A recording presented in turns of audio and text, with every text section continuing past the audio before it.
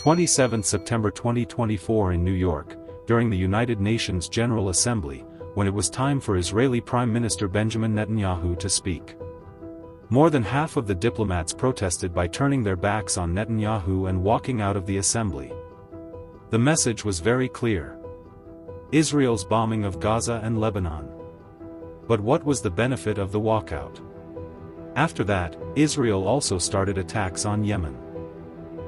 If we talk only about Gaza, in the past 1 year more than 42,000 innocent people have been killed, including children and women. And millions have become homeless. On the other side, the United States, European Union and the United Kingdom have warned Israel many times that this war could take a dangerous shape. A glimpse of this was seen on 1 October 2024. When Iran fired 200 ballistic missiles at Israel from 1,800 kilometers away. And according to reports till October, Israel has not been stopped despite strong responses. Welcome once again viewers to Dark Reality. Before understanding Israel's real power, it is important to understand the current situation. The issue of Israel and Palestine has been going on since before both even existed. What is the real root of this issue? For now, the situation is that Palestinians have been pushed into a small strip, which is called the Gaza Strip. This territory is spread over only 360 square kilometers, from where it is neither easy to leave nor to enter. On one side is the Mediterranean Sea, on one side Egypt, and on two sides Israel.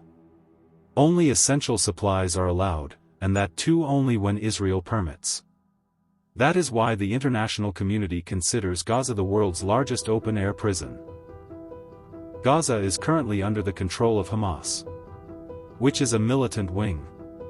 Last year in October, when Hamas fired thousands of rockets at Israel. In response, Israel started counter-operations which are still ongoing. The biggest loss is being suffered by the local population of Gaza, who are being dragged into this war unwillingly.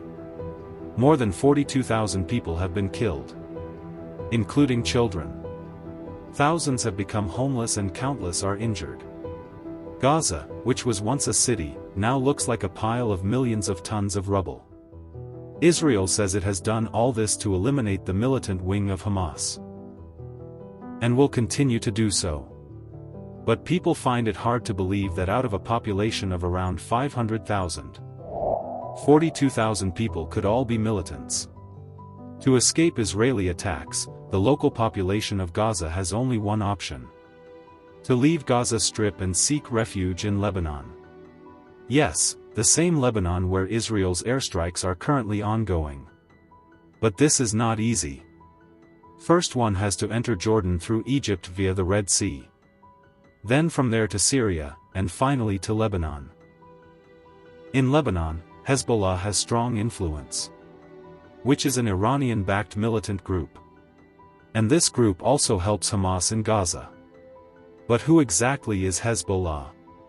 In 1980, during the civil war in Lebanon, Israel occupied southern Lebanon. To fight Israel, an armed group emerged, which was named Hezbollah.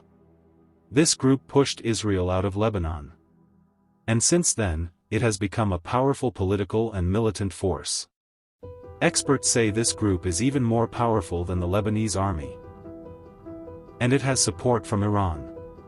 Since its formation, Hezbollah has remained a threat to Israel. And clashes between them have become common. But after last year's attacks on Gaza, Hezbollah openly announced support for Palestinians. Now this created a new problem for Israel. Because attacking Gaza was one thing. But now they also had to respond to Hezbollah in Lebanon. To attack Lebanon directly, Israel needed a strong reason. Experts believe that is when pager attacks were planned. On 17th and 18th September 2024. More than 3,000 pagers and radio sets of Hezbollah exploded simultaneously. Hezbollah blamed Israel for this, and fired rockets at Israel. The opportunity Israel was waiting for had arrived. From the next day, Israel started airstrikes on southern Lebanon. thousands of people were forced to leave their homes. In this operation, Hezbollah commander Hassan Nasrallah was killed. On the other side, countries around the world have tried to stop the war. Before the Middle East situation worsens further, many countries have criticized Israel, talking about aid. A lot of aid has been announced for Gaza from around the world. According to Reuters, the United States announced aid for Palestinians in Gaza. On 7 March 2024, U.S. President Joe Biden announced building a military port to help Gaza, and later also announced $53 million in immediate aid. Such announcements can be seen on many news websites. But while most countries criticize Israel, Israel continues to intensify its attacks.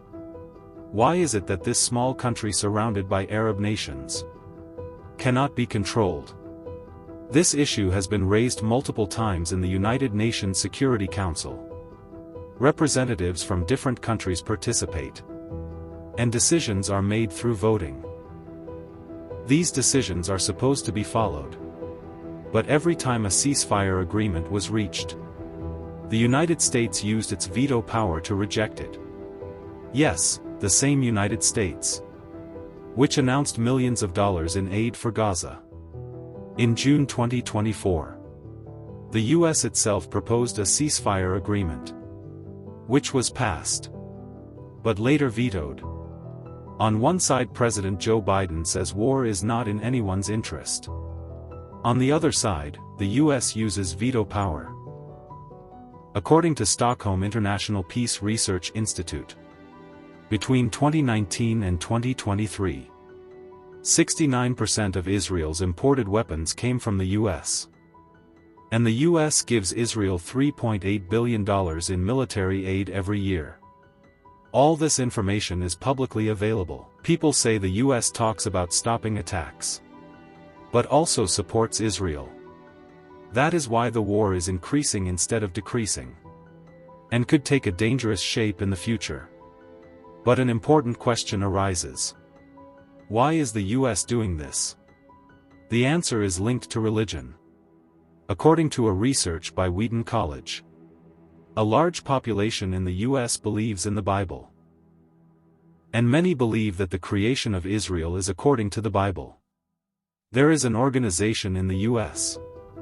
called Christians United for Israel, with around 10 million members, including major political figures. This group is also referred to as Zionists. Remember, Christianity and Judaism are separate religions, while Zionism is a political movement. Not every Jew or Christian is a Zionist. This group influences American politics through lobbying. There is a committee called American Israel Public Affairs Committee, which is one of the most powerful lobbying groups. Decisions in the U.S. Congress are made through voting.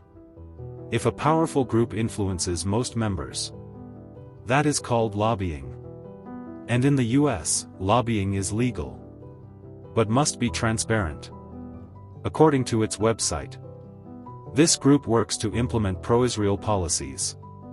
98% of supported candidates won elections. They also fund candidates and oppose those against Israel.